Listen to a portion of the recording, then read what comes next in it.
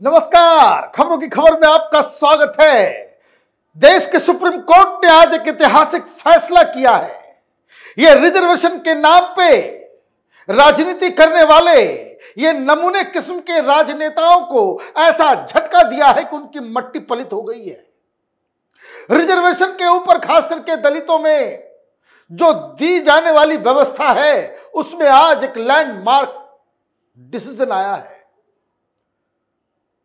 Category के अंदर category, Kota के अंदर कोटा और दलितों में भी क्रीमी लेयर। ये जो रिजर्वेशन का फायदा कुछ परिवार उठा रहे थे वो बंद होने जा रहा है। आज एक ऐतिहासिक शुरुआत हुई है जो आगे चलकर हिंदुस्तान में रिजर्वेशन के सिस्टम को खत्म करने की आस दिला रहा है। उसकी आज से शुरुआत हो गई। सुप्रीम कोर्ट के 7 बेंच वाले कॉन्स्टिट्यूशनल बेंच ने यह फैसला किया है। चीफ जस्टिस इसको लीड कर रहे थे। क्या क्या डिसीजन आया है उसको जानना और समझना जरूरी है। और मैं आपको बता दूं, नींद नहीं आएगी आज बहुत सारे ये राहुल गांधी एक्सरे कराने वाला, ये यादवों की राजनीति करने वाला, पीडीए करने वाला, अखिलेश यादव, तेजस्वी यादव, ये जाति के नाम पे घटिया राजनीति करने वालों के लिए आज सुप्रीम कोर्ट ने एक सबक सिखाया है। क्या हुआ है सुप्रीम कोर्ट में? In a significant stride towards social equality, a 7-judge bench of the Supreme Court by 6-1 held that subclassification of scheduled caste is permissible to grant separate quotas for more backward within the SC categories. The court clarified that while allowing subclassification, the state cannot earmark 100% reservation for a subclass. Also, the state has to justify the subclassification on the basis of empirical data regarding the inequality of representation of the subclass. क्या हुआ? Supreme court ने कहा कि जो दलितों के अंदर जो एक ऑलरेडी फायदा उठाने वाला ग्रुप बन गया है, जाति बन गई है कि नौकरी आती है, कॉलेज में एडमिशन की बारी आती है, दलितों के अंदर में भी एक खास जाति के लोग वो सारा चट कर जाते हैं और जो गरीब जिनको वाकई इसकी जरूरत होती है उनको मदद नहीं पहुंचती। मतलब दलितों के अंदर भी अपर कास्ट हो गया जो सारे रिसोर्सेज को खा जाता है, सारी नौकरियां ले जाता है। तो ये बंद होना चाहिए। इसलिए सरकार को यह अधिकार मिल गया है कि आप जो लोग रिप्रेजेंट नहीं हो पा रहे हैं, जिनकी स्थिति ठीक नहीं हो पा रही है, जिनको रिजर्वेशन का फायदा नहीं पहुंच रहा है, उसके लिए आप विशेष व्यवस्था करें, लेकिन कोटा के अंदर ही। ये नहीं ये जो राहुल गांधी, अखिलेश यादव और ये सारे लोग जो कर रहे हैं कि भाई कोटा ही बढ़ा देना है। कोर्ट ने कहा नहीं, उसी कोटा के अंदर ही कोटा करो, कोटा के अंदर ही कोटा होगा। तो उसमें जो लोग ऑलरेडी आगे बढ़ चुके हैं, भाई दलितों में भी मैं जानता हूं बहुत सारे लोगों को, इतने धनाढ़, इतना पैसा, इतना रुतबा, इतने बड़े बड़े पोजीशन पे कि हॉलिडे मनाने के लिए वो यूरोप जाते हैं। अच्छी बात है, जाना चाहिए, हमारे मित्र हैं, लेकिन फिर उनको रिजर्वेशन का फायदा नहीं मिलना चाहिए। रिजर्वेशन की व्यवस्था जो लोग पीड़ित हैं, शोषित हैं, उनको मेन स्ट्रीम में लाने के लिए, उनको बढ़ावा देने के लिए, और ये होना चाहिए, लेकिन जन्म जन्मांतर तक नहीं। तो उसके चक्कर में क्या हो रहा है, कई सारे लोग फर्जी दलित का सर्टिफिकेट बनवा करके घूम रहे हैं। देखिए पकड़ी गई अभी रिजर्वेशन के चक्कर में, तो कई लड़की गई, नप गई।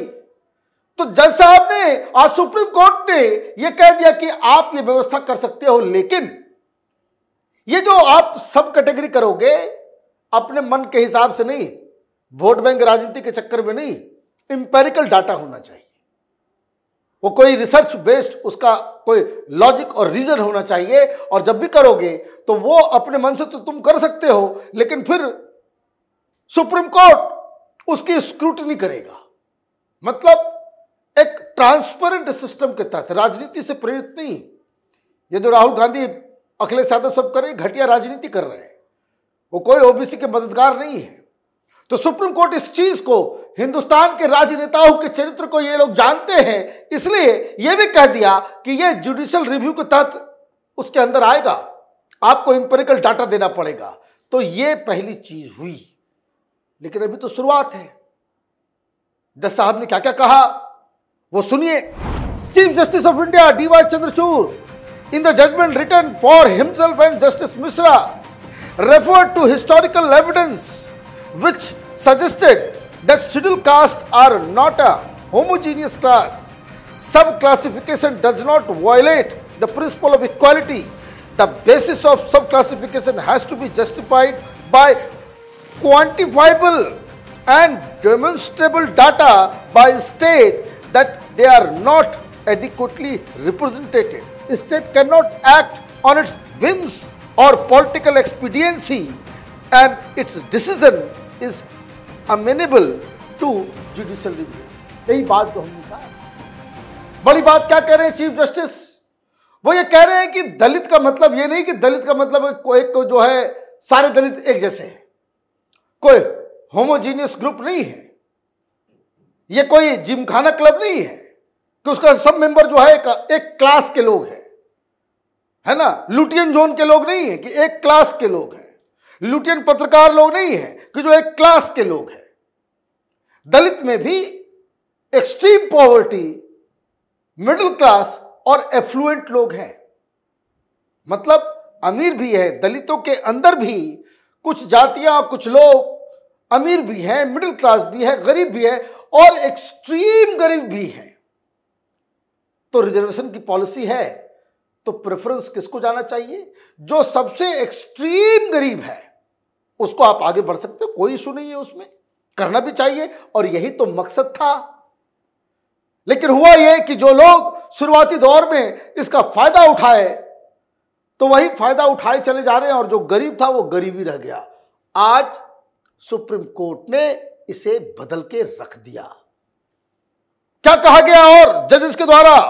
बड़ा मजेदार है, बहुत मजेदार है ये, सुनिए। Justice BR Gavai in his concurring judgment stated that it is the duty of the state to give preferential treatment to the more backward communities. Only a few people within the category of SC/ST are enjoying the reservation. The ground realities cannot be denied, and there are categories within the SC/STs which have faced more oppression for centuries. The state must evolve a policy to identify creamy layer among the SC/ST category and take them out of the fold of affirmative action. And take them out of the fold of affirmative action. This is the only way to gain true equality, he said. क्या कहा गया है?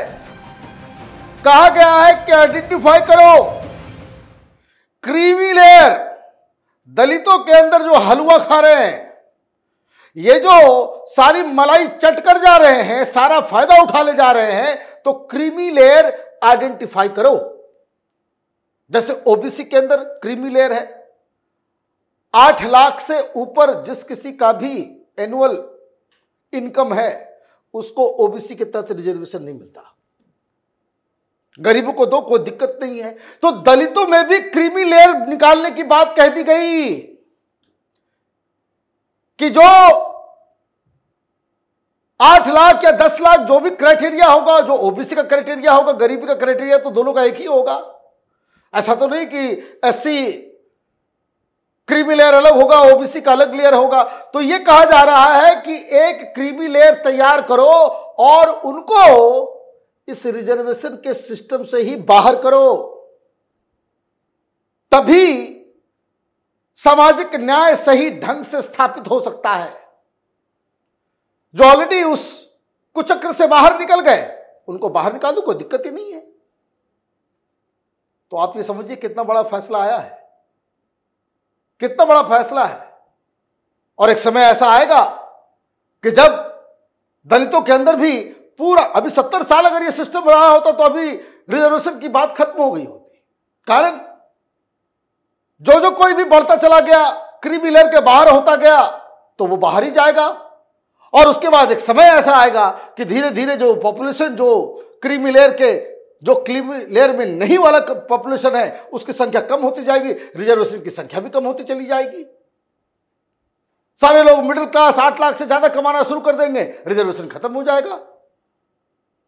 यही तो बाबा भीमराव अंबेडकर ने सोचा था, लेकिन इसके अंदर भी वो हलवा खाने वाले लोग जो है इकट्ठा हो गए। और मजेदार बात यह है कि 7 जजेस वाली बेंच थी, 6 जजेस ने कहा इन सारी चीजों पे एग्री हुए। एक जज जो है उन्होंने अलग राय रखी है, और वही टेक्निकल राय अलग रखी है, वो अलग कहानी है, उस टेक्निकलिटीज में नहीं जाते। लेकिन बाकी जजेस की तरफ से क्या कहा गया? Justice Vikram Nath also conquered with the view that the creamy layer principle as applicable to the OBCs also applies to SC. Similar view was expressed by Justice Pankaj Mittal, who said the reservation should be limited to one generation. If the first generation reached a higher status through the reservation, the second generation should not be entitled to it, Justice Mittal said. Justice Satish Chandra also supported this view.